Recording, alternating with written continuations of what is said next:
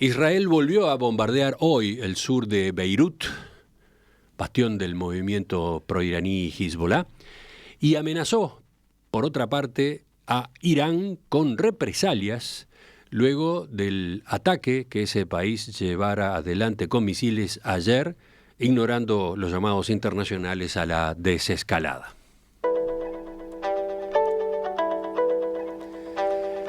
Hezbollah anunció por la mañana que se enfrentó a soldados israelíes que intentaron infiltrarse en el territorio del Líbano al día siguiente del anuncio de Israel de llevar a cabo incursiones terrestres limitadas en la frontera libanesa.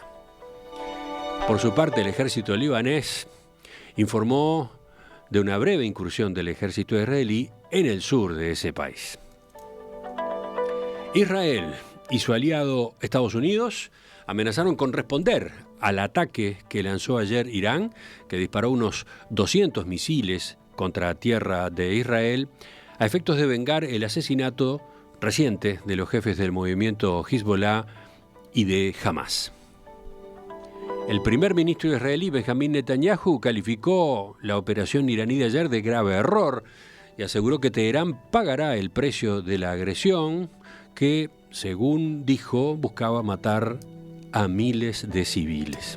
Quien ataca será atacado.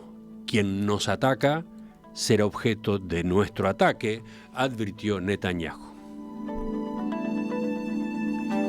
En tanto, el jefe del Estado Mayor iraní, el general Mohammad Bagheri, previno que Irán atacará con mayor intensidad y bombardeará todas las infraestructuras de Israel si es objeto efectivamente de un ataque de represalia.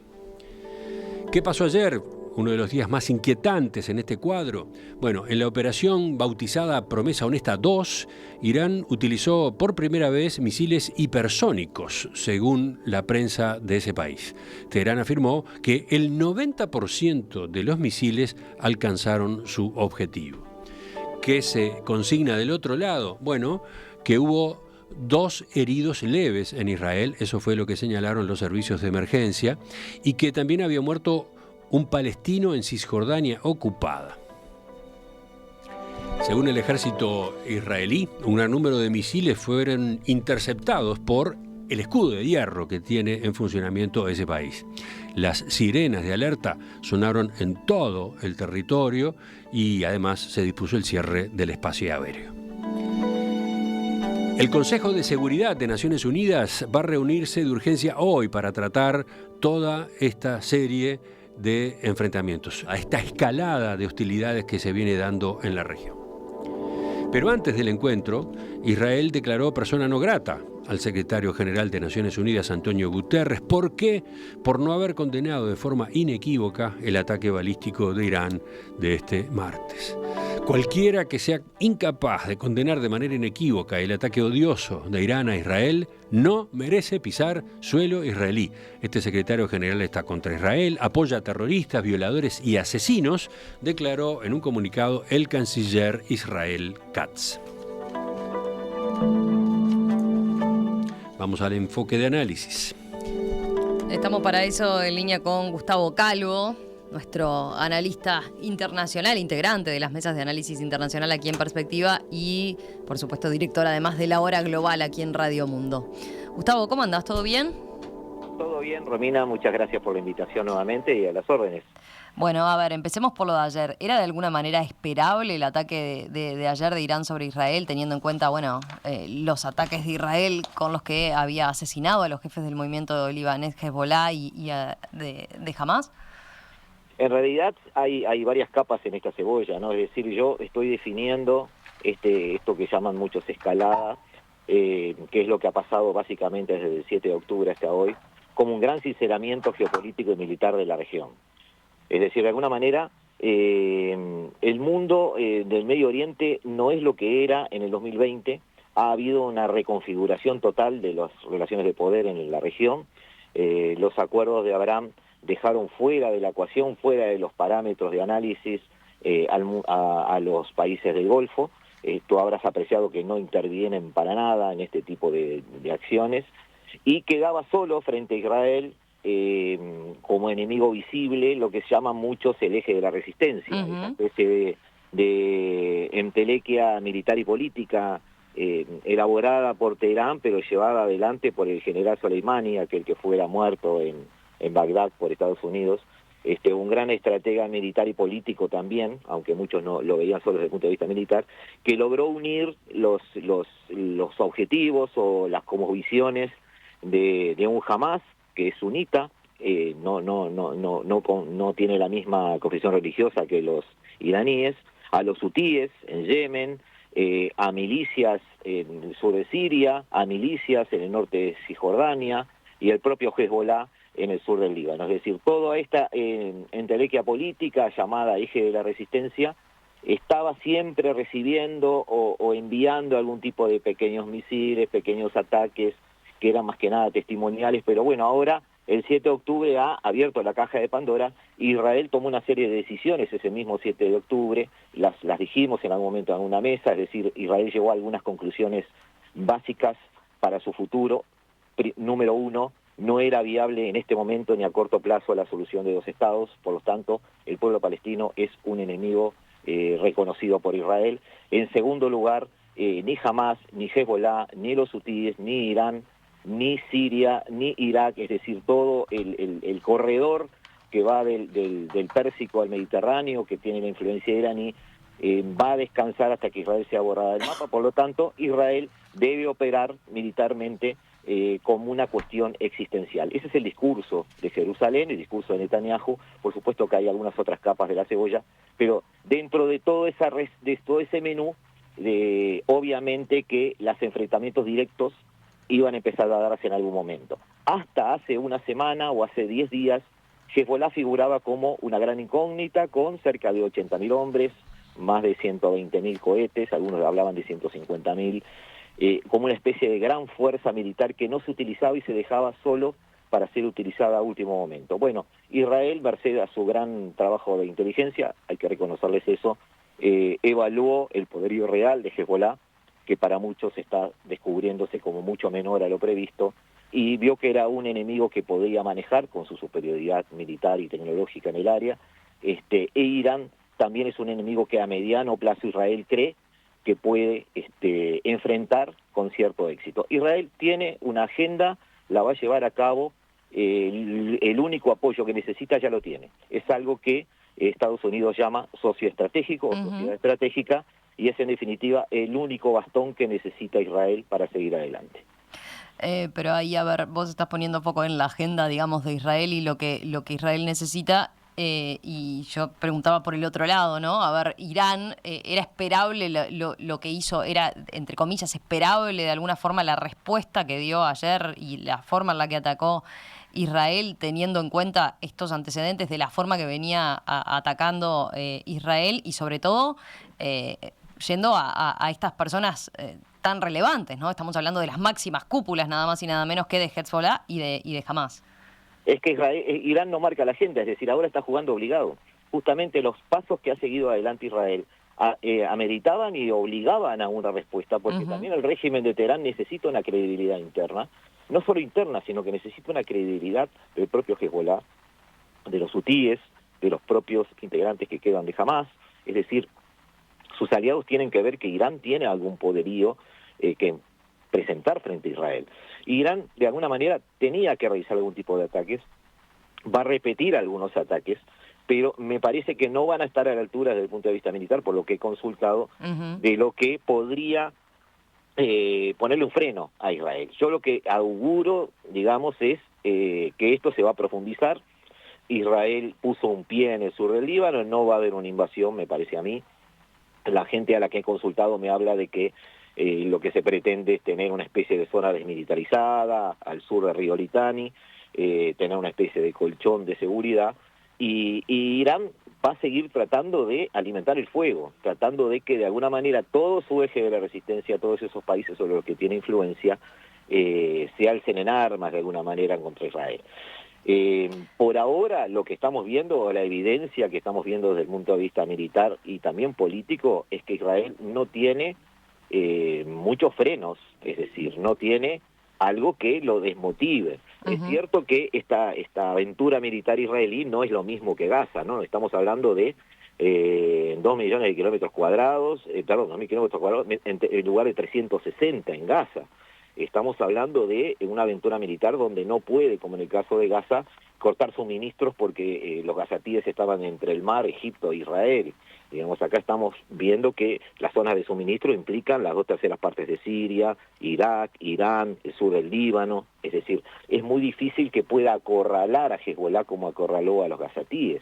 Pero sí es cierto que con ese tipo de trabajo quirúrgico, que descabezándolo prácticamente en 10 días, ha demostrado mucho poder a distancia, ¿no? Sí, sí, había sido digamos, para Irán una gran provocación, ¿no? Digamos, en el sentido de que le había pegado infiltrándose y mostrando su poderío, ¿no? De cómo había podido efectuar. Exacto, ¿no?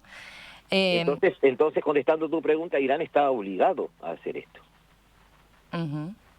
Pero el nivel de respuesta nos da la idea de que lo que muchos analistas están empezando a sospechar, es decir, igual que sucedía con el tema de enriquecimiento de uranio, igual que sucedía con la posibilidad de tener armas nucleares, muchas cosas empezaron a ser amenazas que después, en el momento de concretarse, parece que no tenían el porte que muchos esperaban, ¿no?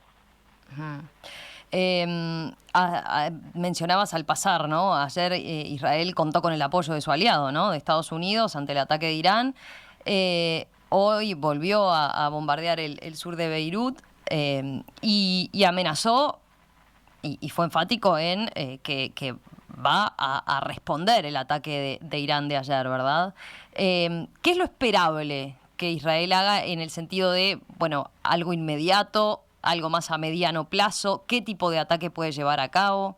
Todos los movimientos a corto plazo están sometidos al objetivo a mediano plazo.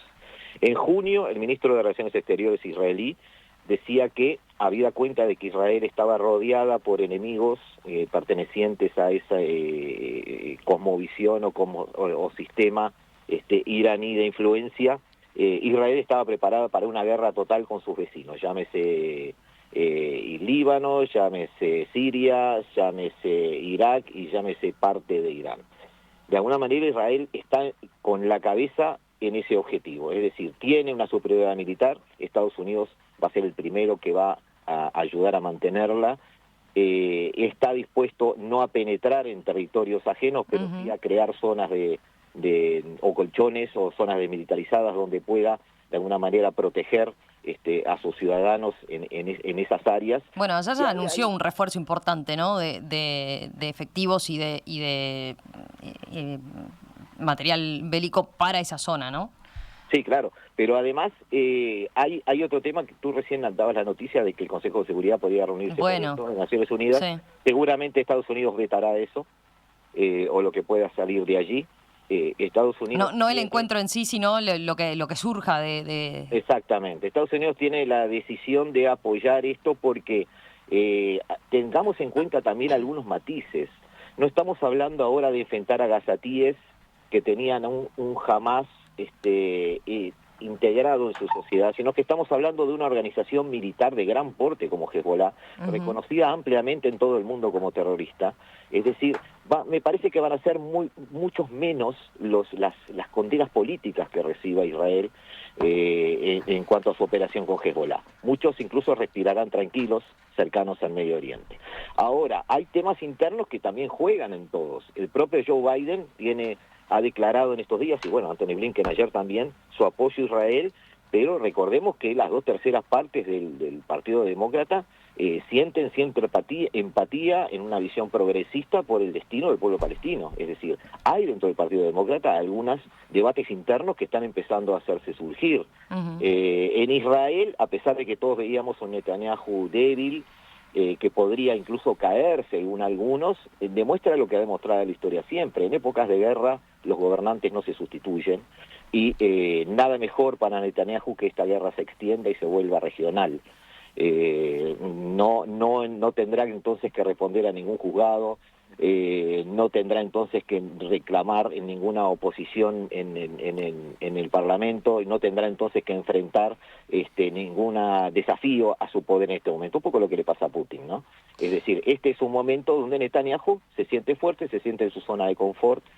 Israel, además, en esta guerra, aunque muchos no quieran verlos, está también atendiendo algunos temas económicos. Israel era un país agrícola, con una economía básicamente agrícola y textil. La tecnología militar de Israel se ha multiplicado en estos 3 o 4 años. La industria militar israelí está por las nubes.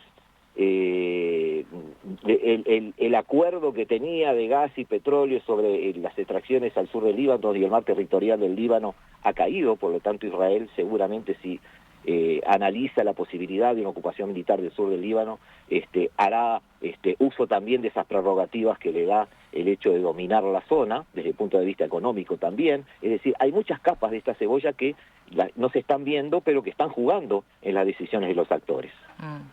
Sí, por esto que estás describiendo, Gustavo, más allá de esta reunión del Consejo de Seguridad de la ONU hoy, donde por lo visto tenés pocas expectativas, también a raíz de lo que estás diciendo, hay una pregunta que por más que seguramente no tenga una respuesta favorable, hay que hacerse, ¿no?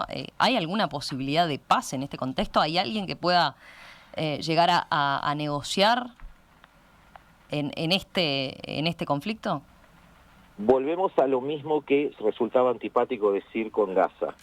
Si una de las personas con la que tú quieres negociar tiene una superioridad militar tal que puede hacer lo que quiera sobre el terreno sin recibir casi ningún tipo de respuesta política en contra, no tiene incentivos para negociar nada. Si la otra persona ve todo esto como existencial, como sería el caso de Irán, de Hezbollah y todo el eje de la resistencia, y dice que ha dicho explícitamente durante años que no descansará hasta que su adversario sea borrado de la faz de la tierra, yo veo bastante ingenuo empezar a hablar de negociaciones de paz. Sí, quizás llegar a un nivel intermedio donde la intervención de terceros dé seguridades a Israel y de alguna manera aísle los grupos armados pro-iraníes y los haga desistir un poco de estar permanentemente pensando en llegar al lado de Alá vía muerte y vía instalación de bombas. Sí. Capaz que no es el término, no es una negociación de paz definitiva, sino por lo menos evitar que siga subiendo, ¿no? Que siga escalando este conflicto. La contestación es antipática. Depende de los intereses geopolíticos de las potencias del área. Estamos hablando de Rusia. Turquía se ha expresado en estos días condenando ¿cómo te podría decir? La actitud militar permanente de Israel. Rusia no tiene mucho que decir porque está muy ocupado. China no quiere meterse aquí porque ya con los países del Golfo China está haciendo un gran trabajo desde el punto de vista de infraestructura. Quizás en el 2026, 2027 sí le preste atención a este tema. Estados Unidos ha llegado a un pacto con Israel donde Estados Unidos solo suministra dinero y armas y las decisiones las toma Jerusalén, y eso a Estados Unidos parece no molestarle ni con este presidente ni con el que viene. Así que no hay hasta ahora una previsión de acuerdos de paz. Sí va a haber seguramente un encadenamiento de triunfos militares de Israel, donde Israel va a decidir en algún momento esa situación un poco ambigua, donde yo digo, bueno, ni Hamas, ni Hezbollah, ni los hutíes, porque también empezaron ataques a los hutíes en Yemen, ¿no? Ni las milicias al sur de Siria, las puedo eliminar, hacer desaparecer, pero sí puedo dejarlas inoperantes por muchos años. Bueno, es lo que ha logrado ya con Hamas, quizás en unos meses pueda lograrlo con Hezbollah, y que quizás el propio Israel modere su marcha y llegue a una situación donde pueda empezar a escuchar situaciones más convenientes para ellos que están permanentemente en guerra. Gustavo Calvo, conductor de La Hora Global, integrante de las mesas de análisis internacional aquí en Perspectiva. Gracias, Gracias, Gustavo, por por favor. este análisis, y estamos en contacto para ver cómo sigue la cosa en las próximas horas. Un abrazo. A la orden, como siempre. Muchas gracias.